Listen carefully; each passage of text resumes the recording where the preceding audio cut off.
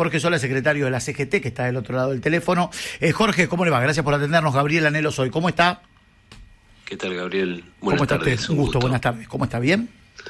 Bien, por suerte. Bueno, ¿repercusiones de la noche a anoche y del discurso del presidente Javier Milei? Bueno, en principio, digamos, un discurso que estuvo lleno de un diagnóstico que en muchos casos son inchequeables, como una inflación del 15.000%, y que básicamente, digo, más allá del diagnóstico, le habló a la política y no hubo una sola referencia para la gente que está padeciendo el ajuste, más allá de pedirle paciencia y esperanza, que bueno, efectivamente eso se termina cuando empiezan a achicarse las posibilidades de comer todos los días o de llegar a fin de mes. Así que en ese punto y en mi lugar de representante de los trabajadores, insatisfecho ante esa posibilidad que tuvo el presidente de tratar de llevar alguna idea de solución a este ajuste que está imponiendo él desde su gobierno, ¿no? Jorge, en el contexto gremialista, pura y exclusivamente, él dijo, bueno, hay algunos gremialistas que se preocupan más por la de ellos que por defender los intereses de los empleados que están designados a los propios gremios. ¿Qué evolución puede hacer respecto a eso? Esa es una apreciación de él que lo hace, por supuesto, por un discurso que lo tiene y que no se condice con la realidad. Cada representante de los gremios, no es necesario que el presidente diga que tienen que durar más de 4 años, porque todos los mandatos duran 4 años en instituciones que son privadas.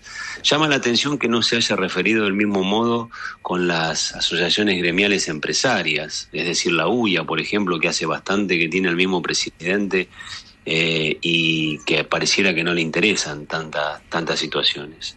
En ese aspecto, digamos, nosotros estamos absolutamente convencidos que los trabajadores eligen a sus representantes y funciona de un modo democrático desde hace muchísimo tiempo, porque estamos bajo la supervisión del Ministerio de Trabajo desde hace muchísimo tiempo. Ni siquiera es necesario que lo ponga bajo la justicia electoral. Lo que sí es grave es la posibilidad que plantea el presidente de que los acuerdos por empresa, los convenios por empresa, estén por encima de los convenios colectivos por actividad.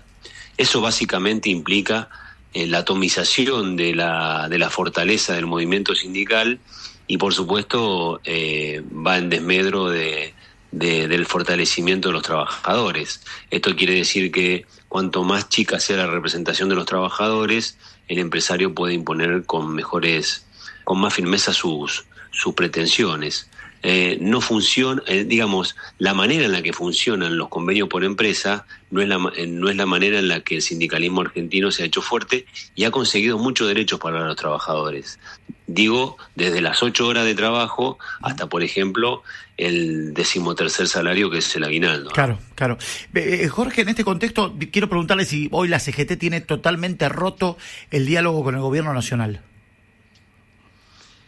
No está roto porque nunca se inició, ese es el problema. Lo hemos pedido de manera pública, lo hemos hecho de manera privada y la verdad que no hemos tenido ni una mesa ni siquiera para tratar los problemas que el presidente dice ver y que nosotros podríamos explicarle o darles una mirada. Después, por supuesto, él podrá mandar todos los proyectos de ley que quisiera, pero nunca se ha, como en todos los ámbitos, porque digamos no hemos tenido charlas con empresarios que tampoco han sido atendidos en distintas actividades. Y eso implica también una mirada que en ese discurso que plantea es, bueno, yo tengo una mirada de país, si les gustan firmamos el pacto y si no, bueno, que cada uno haga lo que quiera. Bueno, la verdad que la política no se utiliza como herramienta para la construcción de país de ese modo. La CGT, digo, dentro de un diálogo como el que estaba hablando recién usted y con los disensos correspondientes, ¿estaría dispuesto, si es convocado, a formar parte también del Pacto de Mayo? en las condiciones en las que se arma una mesa de consenso y de diálogo, nosotros estamos dispuestos siempre a sentarnos. Ahora, si el pacto es un acuerdo a libro cerrado y con condiciones que tienen que ver con reformas que van a fondo en las que no estamos de acuerdo, bueno, tendríamos que sentarnos y decirnos, a ver, ¿qué implica la reforma laboral? ¿Qué implica la reforma previsional? ¿Qué implica la reforma de representación sindical?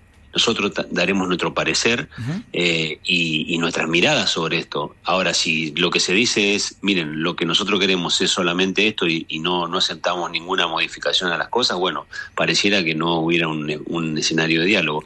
Es lo que todos los representantes están temiendo, digo, a los que él convocó, ¿no? Sí. A nosotros no nos convocó a dirigentes políticos. Sí, está claro. Está claro. Por eso le preguntaba si el día de mañana lo llegan a convocar en este contexto, si ustedes podrían por lo menos escuchar y acompañar y ser parte de este Pacto de Mayo, ¿no? No, acompañar no, discutir. Bien. Que es lo necesario que es lo necesario en democracia. El Faro de Alejandría funcionaba solamente como una cosa que emitía luz y no tenía respuesta del otro lado. Entonces todos los barcos iban hacia ahí. Bueno, si Milei cree que el Faro de Alejandría, está equivocado. No es. La política binaria ya le hizo mucho daño a la Argentina, donde todo lo que yo digo está bien y el resto son mis adversarios. La verdad que ese no es un pacto. En realidad, y la palabra pacto inclusive, yo la cambiaría por acuerdo. Cuando hay un acuerdo necesitan consenso, y consenso necesita discusión. Si está dispuesto a todo eso, encontrará en cada uno de los representantes la posibilidad de hacerlo. Si no quiere y son solamente sus condiciones, y lamentablemente chocará contra la decisión de no solo de representantes políticos, sino también de organizaciones sociales. Jorge, le voy a hacer esta pregunta. Sé que quizás suene fuerte la pregunta, pero digo, no lo tome de ninguna manera de agresión, sino que encuentro esta palabra para ser claro con la pregunta.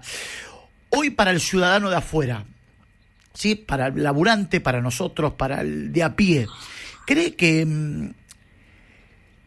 el sindicalismo, los gremios, han quedado como una mala palabra en el contexto político de la Argentina? Se ha formado un arquetipo en el que la condición del sindicalismo como idea sigue siendo buena y quienes la representan se los llama de mala manera. Son malos, chorros, delincuentes, ¿no? Sí, pero eso es armado, es a partir de que se ha armado un arquetipo de eso, en el cual siempre se ha sostenido la posibilidad de que los malos están de un lado y no del otro. Sí. Digo, en ese criterio, con ese armado, fue como Milei terminó llegando a ser presidente, con un armado del concepto de casta. Mire, la verdad que los representantes sindicales no son simplemente los arquetipos que se arman desde los medios, desde los lugares de comunicación, desde los lugares de poder, desde los lugares del Círculo Rojo, de los lugares del empresariado. Los representantes sindicales son los que todos los días le ven la cara a sus trabajadores y terminan resolviendo por eso. Mire, yo soy secretario general hace 2 años. Sí. Y cada vez que tuve que hacer una elección tuve lista opositora. Generé la posibilidad de que hubiera lista opositora, porque no creo que sea el pensamiento único el que termina mandando en cualquier situación. Y la verdad que siempre me fui a un lugar donde se dirimen las cuestiones democráticas, que es una elección, y siempre sucedió que la gente vio en la representación de un trabajador alguien que lleva adelante lo mismo que ellos sienten. Y eso se reproduce en la inmensa mayoría de los gremios. Uh-huh. Usted me va a decir, bueno, pero hay gente que no. Sí, bueno, hay gente que ha tenido causas y ha terminado con sentencia. Con sentencia. Sí, sí. Ahora, los empresarios nunca han sido tocados con esto. La pregunta que le hago no es para decir, bueno, pero usted no se contraponga con los empresarios. No, lo que estoy diciendo es que cada vez que pasa algo, por ejemplo, el actual ministro de Economía, pareciera que si nos hubiéramos olvidado de la causa que tuvo o que tiene respecto de haberse fugado los 40 y pico mil millones de dólares que tomó la deuda externa, y hoy vuelve a ser ministro de Economía. Sí, sí. ¿Sabe, Jorge, a dónde apuntaba? Yo soy una persona que vengo del fútbol, ¿sí? Del deporte, del fútbol. Digo, 20 años y hoy tengo la posibilidad de estar charlando con usted y con tantos otros personajes importantes, personas importantes que están relacionadas con la conducción política del país, ¿no? Y hay una frase que en el fútbol está, y es cierta, es lógica, y si usted es futbolero me va a entender, la AFA rica y clubes pobres. La AFA es una asociación que tiene muchísimo dinero y hay muchos clubes que no pueden pagar los sueldos de los futbolistas. Y hoy el contexto, digo, más allá de los arqueotipos y todo lo que se puede llegar a generar, hay muchos gremialistas, no lo digo por usted ni mucho menos, y no estoy hablando de nombres puntuales, estoy hablando en lo general y no en lo particular, ahora que está de moda hablar de esta manera. Digo, hay muchos gremialistas multimillonarios, custodias, autos de lujo y gente que se está muriendo de hambre. A este contexto me refiero un poco también, Jorge, de decir, ¿no debe cambiar un poco todo eso? Es decir, bueno, en algún momento había una AFA, o quizás hoy también la hay rica, clubes que no le pueden pagar el sueldo a los jugadores. ¿Por qué la AFA tiene más plata que los clubes? Y acá la pregunta es, ¿por qué los gremialistas tienen más plata que los laburantes? ¿Se entiende el contexto donde voy, no? Sí, pero la pregunta está mal hecha, porque si usted me pregunta por qué la AFA y no los clubes, usted tendría que preguntar por qué los sindicatos tendrían dinero y los trabajadores no. Hago esa pregunta y después respondo la otra. Uh-huh. Mire, recién acabo, y aparte tienen que ser siempre autorreferenciales, porque yo no puedo hablar en defensa o en acusación de otros en este momento. Usted me está entrevistando a mí, Jorge Sola, pueden ir a cualquier número, todos me conocen, soy del interior del país y soy la misma persona que mi padre camionero y mi mamá empleada doméstica criaron. Soy hijo de la ascendencia social, el primer recibido universitario, profesor de biología, abogado, todo desde la pobreza más mínima, a veces sin comer. ¿Para qué fui abogado? Para defender mejor a mis trabajadores. Y cada vez que vuelvo a mi ciudad, que es Venado Tuerto, del interior del país, yo conozco cada uno lo que le pasa a mis trabajadores, y mis trabajadores me conocen a mí, con lo cual eso que usted dice solamente se da en el arquetipo que se armó, no en todos los dirigentes gremiales. Si yo soy un dirigente gremial, secretario general de un gremio, secretario de prensa de la CGT. ¿Sabe cuánto invertimos de mi gremio en cada uno de los trabajadores en este último inicio escolar? 1.000 millones de pesos. 1.000 millones de pesos. Más inversión en educación que, por ejemplo, el gobierno de La Pampa, para poner uno. Sí, un ejemplo, está claro. No, pero además, los dineros que dicen que son ricos son los dineros que se invierten en salud, en turismo, que se invierten en deporte, que se invierten en educación. Pero usted la pregunta que se hace es, ¿por qué los sindicalistas? Bueno, usted está hablando del arquetipo, y el arquetipo existe solamente en ese armado, y solamente, si usted quiere, en algunos poquísimos casos. En mi caso en particular, usted está hablando conmigo, podría chequearlo, que no tengo. No, pero por supuesto que la pregunta, Jorge, no está apuntada a usted, y se lo dije en el comienzo de la pregunta. No, pero es que usted tiene que hablar conmigo, porque yo no puedo. Si usted me dice, bueno, hay un montón de sindicalistas. Pero yo también le hago una pregunta en un contexto general de lo que significan los gremios a partir de lo que el presidente dijo anoche. Yo le tengo que preguntar en un contexto general también, porque estamos hablando de cómo mira la gente en este contexto país hoy al gremialismo. Entonces yo le pregunto hoy en un contexto general, realmente si el gremialismo no está, más allá de su buena fe y de su contexto, que me lo acaba de explicar y se lo acepto perfectamente, digo, no cree que más allá del arquetipo de que se puede generar en los medios de comunicación, que lo puede generar el presidente a partir de un discurso, no cree también que la sociedad hoy mira el gremialismo de reojo, porque hay una cuestión de decir, bueno, el gremialismo hace mucho tiempo también que es parte de algo que no está bien en la Argentina. Esa es la pregunta concreta. Digo, no sé si está bien o está mal la pregunta, es la pregunta que yo le hago. Cuando hablamos de sociedad, tenemos que dividir entre quienes están representados por los dirigentes gremiales y quienes no. Usted tiene 7 millones de trabajadores, de los cuales alrededor del 60% tienen una representación gremial, es decir, están afiliados. Son esos los que opinan sobre los dirigentes gremiales.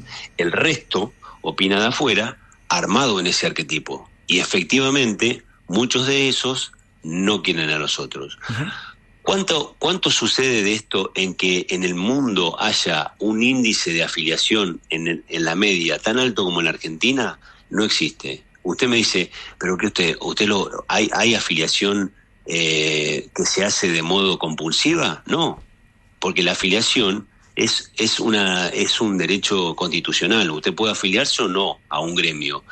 ¿Usted cree que si hubiera tanta desconfianza se afiliarían igual?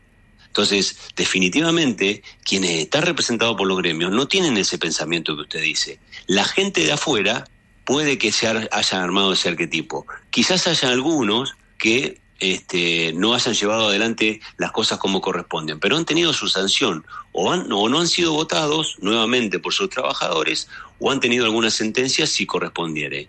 Mire, yo le voy a citar un ejemplo. Sí. ¿Usted recuerda, digo para el armado del arquetipo, Sí. ¿usted recuerda el caso del sindicalista que se decía de La Plata, Balcedo? Sí, sí, recuerdo. Bueno, no era sindicalista, era empresario y de los medios.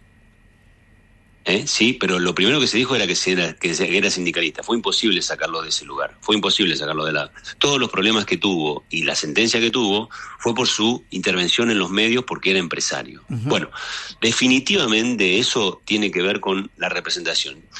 Yo no... En una actividad como la mía, que es de seguro, de alta mano de obra calificada e intensiva, tener más del 50% de los trabajadores afiliados y que esos trabajadores me hayan elegido por otra opción con el 90%, y la verdad me siento muy satisfecho y me siento obligado a representarlo. Esto se da en muchos gremios, eso es lo que tienen que saberlo, porque a veces el problema, y no te lo estoy diciendo porque me pareciera que me estás agrediendo, no para nada, yo digo, el problema, vuelvo a insistir, que a veces el arquetipo que se arma por fuera de los representados es el que termina triunfando antes que preguntarle al representado si está de acuerdo o no con sus representantes. Espero que el juego de palabras no me haya llevado a una confusión. Está claro.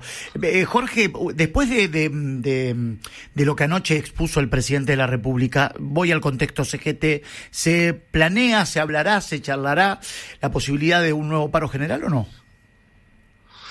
Pues se viene hablando hace tiempo. Ahora lo que Se viene hablando hace tiempo de que sí, que no, que sí, que no. Digo, después de lo de anoche, ¿esto acelera o desacelera la posibilidad?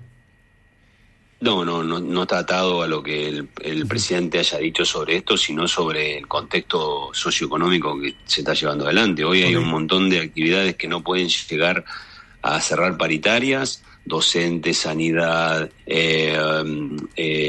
todo lo que es el sistema ferroviario, y efectivamente están terminando con conflictos. Lo que está sucediendo, y ya lo que el propio presidente ha dicho, es que marzo y abril va a ser un mes en que la pobreza va a crecer mucho más, en que la gente no va a tener que trabajar para ir a trabajar. Hoy la gente, para poder ir a trabajar, necesita llevar mucho más salario para pagar el transporte que lo que necesitaba antes. Y eso es definitivamente lo que crea la conflictividad social. Después, las discusiones de si quiere llevar más o menos los proyectos de ley, será una discusión que la llevaremos adelante en los momentos que sean los proyectos de ley y que se lleven a la Cámara de Legisladores. Hoy el problema es que la gente está comiendo menos. Hoy el problema es que, según la propia CAME, se compró un 30% menos de alimentos en enero y se consumió un 45% menos de medicamentos, las dos cosas más esenciales. Es eso lo que tiene que preocupar al presidente, primero, ahora, en este ajuste brutal que está haciendo, porque esa licuadora que él dijo, donde se festejaba la motosierra, y esa licuadora que dijo, la licuadora lo primero que la pagaron fueron los jubilados, como primer medida, que fue donde más ajustó, y los trabajadores después. Jorge, gracias por su tiempo, un placer tenerlo, que tenga buen fin de semana.